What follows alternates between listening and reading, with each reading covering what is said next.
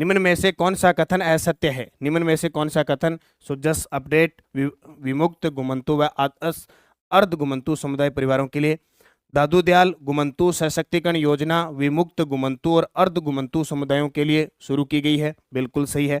आंगनवाड़ी कार्यकर्ताओं, सहायिका और साथिन को 1100 रुपए देने की घोषणा की गई है, बिल्कुल। अब याद रखना 80वां राज्य स्तरीय स्वतंत्रता दिवस कहाँ बनाया गया? अब की बार बीकानेर में, याद रखना भी। तो स्वतंत्रता दिवस के अवसर पर घोषणा तो होती है, निश्चित है। तो मुख्यमंत्री ने घोषणा, एक तो दादू दयाल गुमंतु सशक्तिकरण योजना है, उसकी पहल शुरू कर दी है। पहले से शुरू थी लेकिन अब कुछ चाबियां सौंप के खुशियों की चाबी दे दी। आंगनवाड़ी कार्यकर्ता, सहायिका और साथिन को 1100 रुपये देने की घोषणा, अभी रक्षाबंधन आएगी तो उससे पहले घोषणा होगी। आशा सहयोगियों के मानदेय में 30% की वृद्धि की घोषणा, तो ये गलत है, 30% नहीं 10% वृद्धि की घोषणा की है। अलवर सर्स डेयरी के नवीन प्लांट का शिलान्यास किया गया, तो इसमें सी गलत हो जाएगा।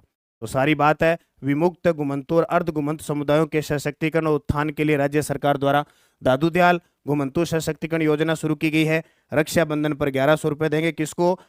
आंगनवाड़ी कार्यकर्ता, सहायिका और साथिन को देंगे, और उनके मानदेय में 10% की वृद्धि की है। 274 करोड़ की लागत से सर्स डेयरी के 4 और प्लांट, एक भीलवाड़ा में, एक जयपुर में, पाली में और राजसमंद में शुरू हो रहे हैं। फलोदी, बालोतरा, डिडवाना और प्रतापगढ़ में 4 नए केंद्रीय सहकारी बैंकों की शुरुआत। 200 करोड़ रुपए की लागत से बनने वाले अलवर सर्स डेयरी के नवीन प्लांट का शिलान्यास। ये सारी स्वतंत्रता दिवस के ऊपर घोषणाएं अलग अलग की गई, क्योंकि 2-3 दिन, एक दिन मुख्यमंत्री इधर अनूपगढ़, गंगानगर, सादुल शहर थे, तिरंगा अभियान में भाग लिया था, एक दिन बीकानेर थे, एक दिन इन क्षेत्रों में। ठीक है, तो याद रख।